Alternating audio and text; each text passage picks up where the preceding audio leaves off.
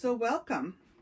This is a special episode, so it's on Friday instead of Tuesday, but I will also follow up with another one on Tuesday on how to do the piecing, and I have some step outs prepared for that, which will come out next Tuesday. So I have kind of prepared my whole board here with all different kind of fabrics, what you could use, but just real quick, behind me, this little Christmas tree is just a little bit different from the one in the picture before.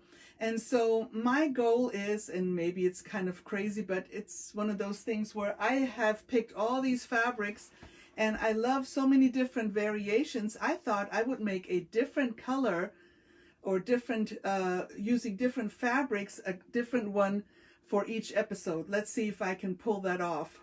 So this is the 12-inch, and there's also a 6-inch, and I still haven't found my original ones. They're still somewhere in one of my suitcases from my last travel, but it's getting better. I'm getting through things, looking for everything. So this is a new one I've made, and you see it has sort of a grayish background. I'm going to take it off the wall here so you can see. So this one has a little bit of a grayish background. It's sort of a tone on tone. It almost looks like snow is starting to fall. So I really liked it for that reason. And if you look at the fabrics in there on the tree itself, each one of the fabrics has contrast to the other fabric, but it also has a little more texture, which, you know, for trees and leaves and, you know, evergreens, of course, the needles, I thought that would be kind of a nice touch to use. So let me just turn over, let me just move the camera over. I had to use my different setup today, so I can turn this over, and I'm going to have to move you guys all the way over so you can see what's going on.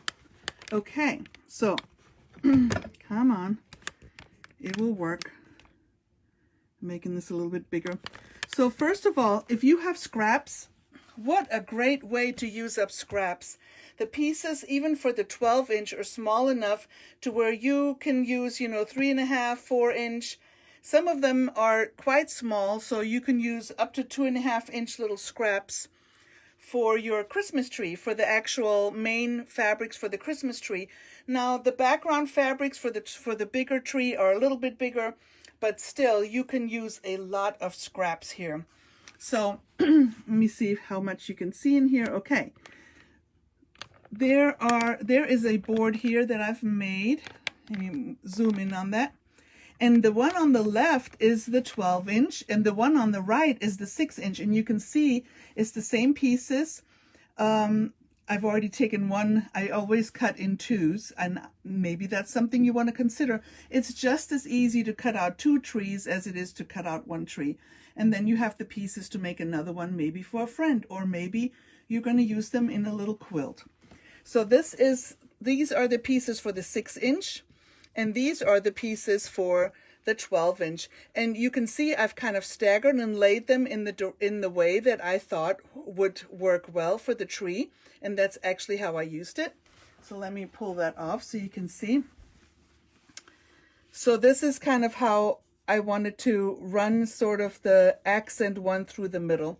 And now the pieces are called dark and medium and light, but that doesn't mean you have to use dark and medium and light fabrics in that particular instance. You can use any of the fabrics as long as there's a contrast between the fabrics and there's a contrast between the Christmas tree greens and red to the background. Then it'll show up and it'll be so fun. So let me focus in on the next one over here. Move this thing over again. Look here, I can't wait to make my next tree, because guess what? It's going to be a blue spruce, and I'm going to use a lot of the blue fabrics. Now you might think, well, that's kind of a strange Christmas tree, but think about it. If we decorate our Christmas trees, we use different colors, so I'm just kind of tying it into that. Now there's this little number that I've used so many times for so many things. Why do I like it? It has the light green, it has the dark green, it has the teal. So that kind of gives me that center that kind of wanders down the tree to be able to use some of these other blues. So I can't wait to cut one out and see how all those fabrics work. Now, real quick, let me pull some background This is a kind of a fun fabric for a background because it has little spots. It has little, you know, little dots, just like snow might be falling down. So I really like that. But I found a whole stack of these fabrics, and guess what? They were cut, you know, for scrap. And for the small Christmas tree, I can definitely use those and, you know, use some of my scraps. So that always makes me happy. This one I also liked because of the swirls. I thought this might be a good one for the fabric that goes down the center of the tree. And so I might just use that with along with some of the other ones here. You can see this is going to be more than one tree for me, which I had more than one tree already made. So this one right here, a red, maybe red or orange or whatever fabric you want to put the top on your tree.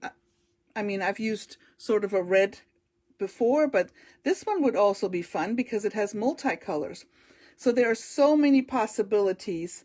And I have some more over here. Let me just move this down the line here, if you can see it. Another fun thing to use is something with dots. So if you want something that is a little more plain, you could use, you know, colors like this. This doesn't really speak to me as much, but put this in there and it kind of spices it up, don't you think? Or look at this that goes along with it. This would be kind of a good combination that would work for another tree. Or even using something like this because it looks like sparkly little lights. So these are some of the fabrics I did use. I used this one and I used this one, and I actually used, I ended up using this one because I felt like this had more of a sagey quality. With the greens, you kind of have to pay attention because some of them have more of an olive quality like this one, and it wouldn't go really as well with all the other ones, but these seem to have more of a blue undertone and more of a sagey quality, so I want to make sure I kind of put those together. Of course, you can get as wild and crazy as you want. Here's another fun piece that I thought, wow, I can use this, and you know, it looks like the tree is halfway decorated. So there's definitely some possibilities.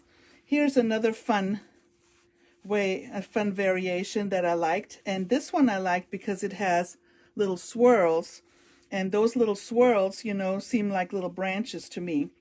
So here is one of my fabrics, my background fabric, and then I have more of a gray background fabric that kind of tones it down a little bit. Now, what would you use for the tree trunk? The trunk, I just used a scrap of brown that has kind of a texture, and I think that is all really just fun stuff to use.